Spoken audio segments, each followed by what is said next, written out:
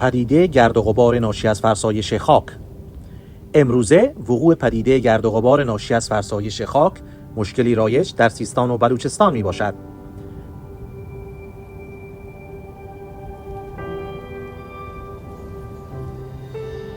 تیوتی بلوچی چانل اهوش تیوی گما همراه بید رایج تیوی